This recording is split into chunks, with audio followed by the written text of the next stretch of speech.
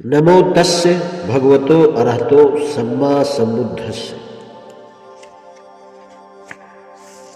राजकुमार को जीत पाने में सुंदरिया भी विफल रही। उदाई के ये शब्द स्त्रियों के हृदय को छूकर उत्तेजना पैदा कर गए। उन्होंने कुमार को वशीभूत कर जीतने के लिए अपनी सीमा से आगे बढ़कर सारे प्रयास करने का निश्चय किया, लेकिन अपनी भ्रू भंगिमाओं, अपने कटाक्षों, अपने मुस्कुराहटों, अपने नाज नखरों, अपने कोमल अंग संचालनों के बावजूद अंतःपुर की उन सोडसियों को स्वयं पर कतई भरोसा नहीं था कि उनका जादू कुमार पर चल सकेगा। लेकिन परिवार के पुरोहित उदाई के नियंत्रण और कुमार के कोमल स्वभाव तथा प्रेम मद की शक्ति के कारण उन्होंने पुनः उनका स्वविश्वास प्राप्त लिया। जब रूपवान स्त्रियां अपने काम में लग गई और कुमार की स्थिति ऐसी कर दी जैसी हिमालय के जंगल में विचरते हुए हथिनी समूह से घिरे हुए हस्तिराज की होती है,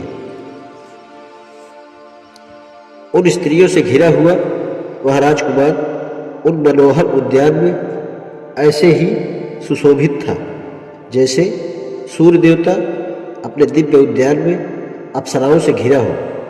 उनमें से कुछ ने रागातिरेक से उसे धीरे से धकेलकर अपने छातियों से दबाया। कुछ दूसरियों ने लड़खड़ाने का बहाना करते हुए उसे जोर से अपनी बाहों में भर लिया। वह तब अपने कंधों को उसके ऊपर झुकाकर अपने लता जैसे हाथ उसके ऊपर रख दिए। कुछ दूसरियों ने अपने सुरागंध रक्तवर्ण होठों वाले मुख से उसके कान में फुसफुसाया, मेरी रहस्यपूर्ण बातें सुनो।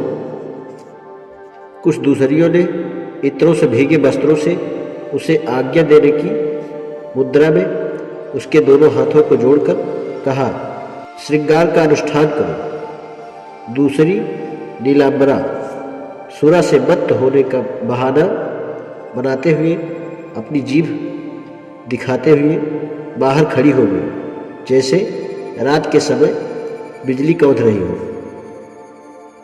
कुछ अन्य सुंदरतियां सुनहरे घुंघरुओं को छनछनाती निनाद करती हुई इधर उधर घूम रही थी और अपने महीन वस्त्रावृत शरीर का प्रदर्शन भी कर रही थी। सिद्धार्थ को अपने सौंदर्य से प्रभावित करने का हर प्रयास कर रही थी।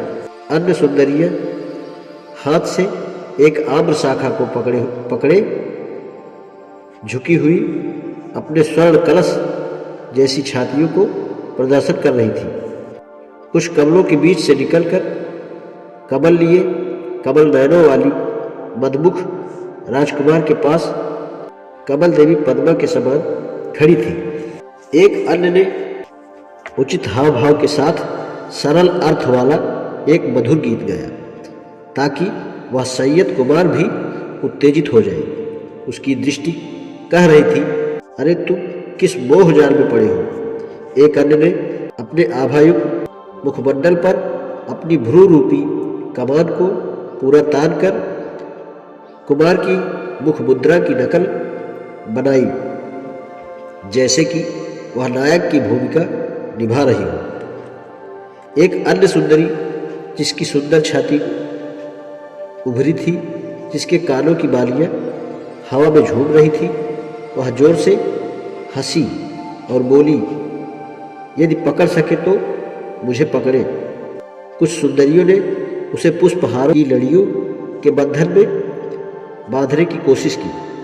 कुछ दूसरियों ने उस पर मधुर किंतु अंकुश के समान चुभने वाले शब्दों का प्रहार किया।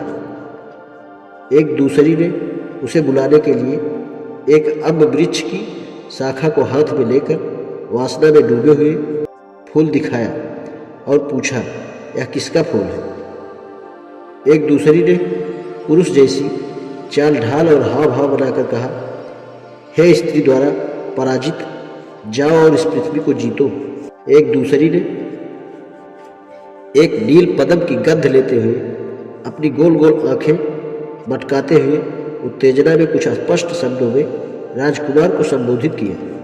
स्वामी, मधुगंधी पुष्पों से आच्छादित इस अम्ब फल को देखो, जिस पर कोकिला गाती है और लगती है जैसे कि वह स्वर्ण पिंजरे में कैद हो। यहाँ आए और इस अशोक वृक्ष को देखें जो प्रेमियों का शोकवर्धक है और जहाँ मधुमक्खियाँ ऐसे गुंजार करती हैं मानो वे अग्निदग्ध हो। यहाँ आए और अम्बलतिका ये लिपटे इस तिलक वृक्ष को देखें मानो श्वेत वस्त्रों में कोई पुरुष किसी पीत वस्त्रधारिणी स्त्री से लिपटा हो। अंगूरी रस की तरह प्रकाशमान पुष्पित इस कुरवक वृक्ष में देखें जो कि इस प्रकार झुका हुआ है मानो स्त्रियों के नखों की लाली से रंजित वह आहत हुआ। इस तरुण अशोक को देखें जिसकी नई नई शाखाएं चारों ओर फैली हुई हैं। ऐसा लगता है मानो यह हमारे हाथों के सौंदर्य को देखकर ही लज्जा से गड़ा जा रहा है। इस झील को ही देखो जिसके तट पर सिंधवार उगी है और मानो श्वेत वस्त्र में एक सुंदर रमणी लेटी हुई है। स्त्री जाति का राजसी सामर्थ्य देखो, पानी में वह चकवी आगे आगे जाती है और उसका नर पीछे पीछे चलता है मानो वह उसका दास हो। आओ मत्त कोकिल का संगीत सुनो जो गा रहा है और दूसरा कोयल अक्षरशा अनुकरण करते हुए अपनी स्वीकृति दे रहा है।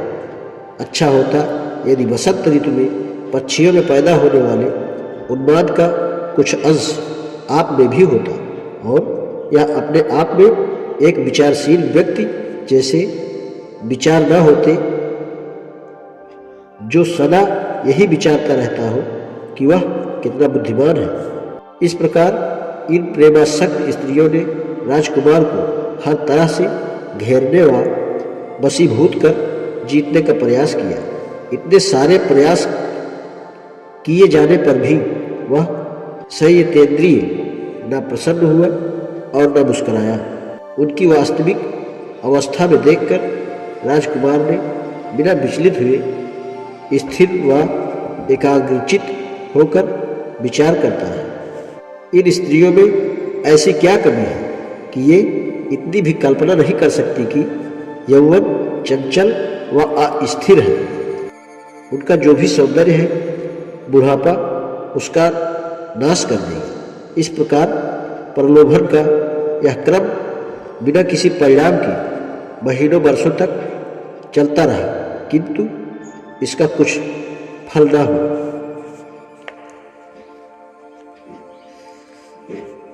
प्रधानमंत्री का राजकुमार को समझाना। कुल पुरोहित उदाई समझ गया कि तरुणियाँ अपने प्रयास में असफल हो चुकी है और राजकुमार ने उनमें कोई रुचि नहीं दिखाई थी।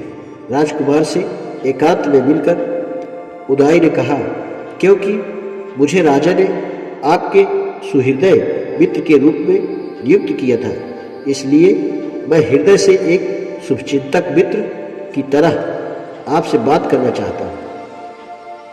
उदाई ने कहा, हितकर काम करने के लिए आग्रह करना और विपत्ति के साथ छोड़ना मित्र के यही 3 लक्षण हैं।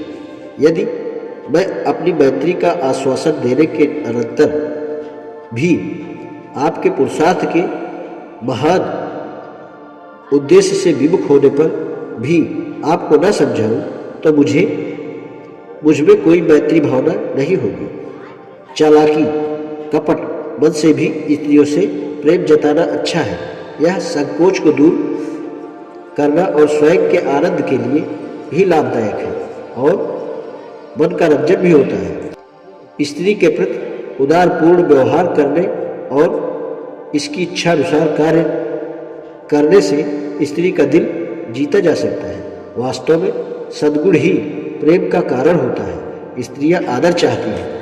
हे विशाल नयन राजकुमार, यदि आपका मन नहीं भी मानता तो भी आप ऊपरी मन से ही अपने सौंदर्य के अनुरूप शिष्टाचार से उन्हें प्रसन्न करने का प्रयास करें। शिष्टाचार ही स्त्रियों की औषधि है, शिष्टाचार ही उनका उत्तम अलंकार है और बिना दक्षिण शिष्टाचार के सौंदर्य पुष्पविहीन उद्यान के समान है। लेकिन अकेले इस शिष्टाचार का भी क्या लाभ है? उसके साथ हृदय की भावना का भी मेल होना चाहिए। किंतु इतनी कठिनाई से हस्तगत हो सकने वाले संसार के काम भोग जब आपकी मुट्ठी में है तो निश्चय से आप उनका तिरस्कार नहीं करेंगे। यह जानते हुए कि भोग विलास ही सबसे उत्तम लक्ष्य है, प्राचीन काल में इंद्र देवता तक ने गौतम ऋषि की पत्नी अहिल्या से प्रणय याचना की थी।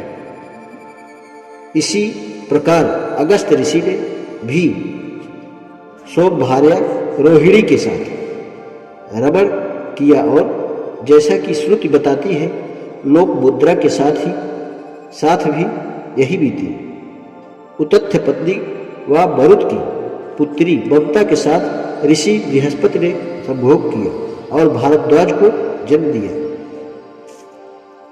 अर्घ्य अर्पण करती हुई बृहस्पति की पत्नी को चंद्रमा ने ग्रहण किया और दिव्य बुद्ध को जन्म दिया। इसी प्रकार पुरातन समय में रागातिरेक से पराशर ऋषि ने यमुना तट पर वरुण पुत्र की पुत्री काली के साथ सहवास किया। वशिष्ठ ऋषि ने अक्षमाला नाम की एक निम्न जाति की स्त्री से सहवास किया और कपिंगलाद नाम के पुत्र को जन्म दिया। अधिक आयु के कारण शक्ति क्षीण हो जाने पर भी राजर्षि ययाति ने कैतर्थ वन में अप्सरा विश्वाकी के साथ संभोग किया। यद्यपि कौरव राजा पांडु यह जानता था कि पत्नी के साथ सहवास से उसकी मृत्यु हो जाएगी, तो भी उन्होंने माद्री के रूप और गुणों पर मुग्ध होकर प्रेम के वशीभूत हो सहवास किया। इस प्रकार के महान पुरुषों तक ने जुगुप्सित काम भोगों का सेवन किया। तब प्रशंसनीय काम भोगों के सेवन में तो दोष ही क्या। यह सब होने पर भी आश्चर्य है कि आप तरुणावस्था में सौंदर्य और शक्ति से संपन्न होने पर भी उन काम भोगों की उपेक्षा कर रहे हैं जिन पर वस्तुतः आपका अधिकार है और जिनमें सारा जगत आसक्त है। नमो बुद्धाय। आज इतना ही।